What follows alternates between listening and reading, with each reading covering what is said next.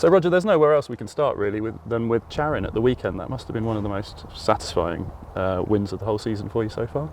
It was, absolutely. Yeah, no, it's great to see. The Prix Jacques Lemoyne is a very prestigious, one of the European highlights, certainly in the miling division. It's got great history to it. So it's a great race for us to win, and to put it on a stable CV. With a horse like Charin, who seems to be going from strength to strength, is really grown into himself this year. Seems to be the finished article, and is proving one of the best milers in Europe. So it was a great thrill to win the race.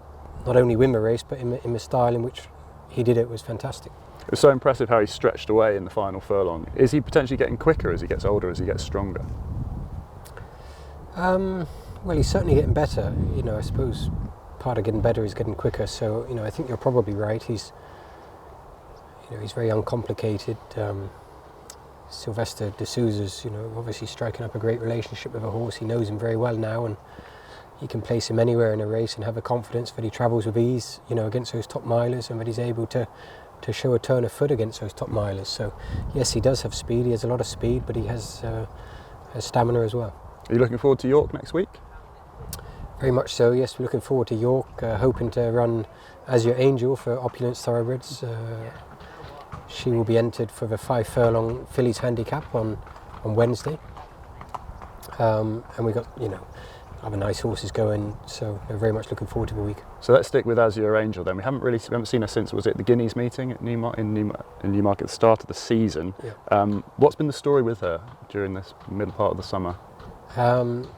She had a little setback after Newmarket. It was found that she just needed a little bit of a procedure on her throat, just to maximise her airway. So we had to give her a bit of time off following that procedure.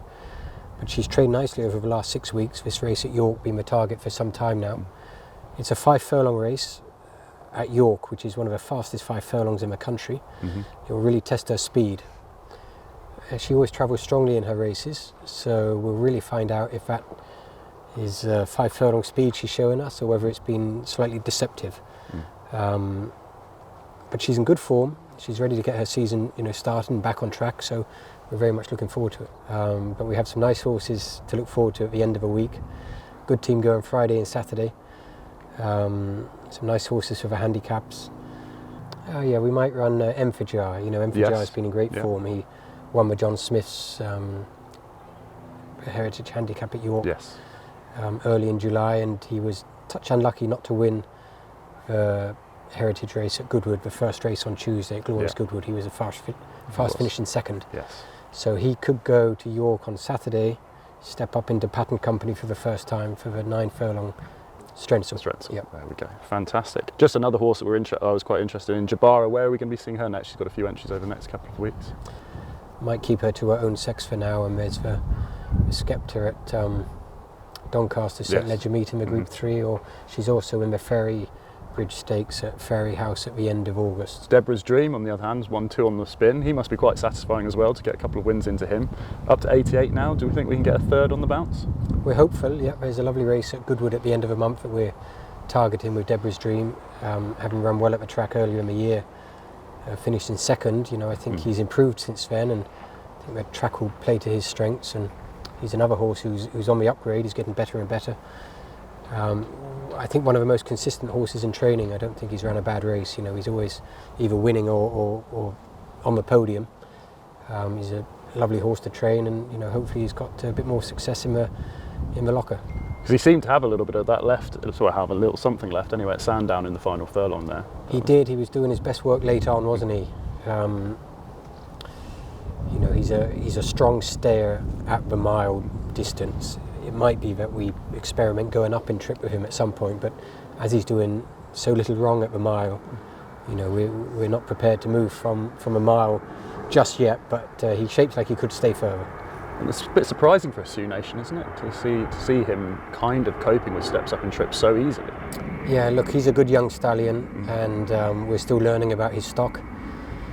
I wouldn't have had too many through the stable, but I've been looking at his results elsewhere, and he's a stallion doing very well.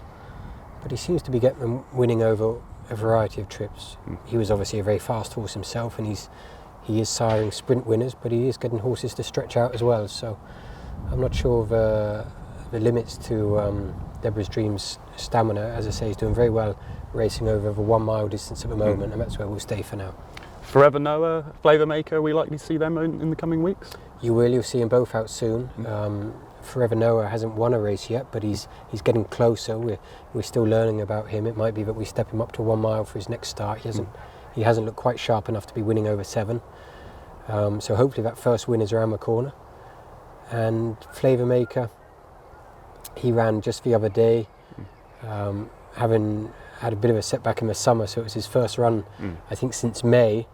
I probably sent him to the race. He's not quite 100%. He travelled nicely in the race. He got a bit tired inside the final furlong. So I think he'll improve from that performance. He's definitely capable of winning a race or two. Hopefully, we don't have to wait much longer for it to happen. Both horses are fun horses, competitive in their grade, and hopefully can notch a win in the not too distant future.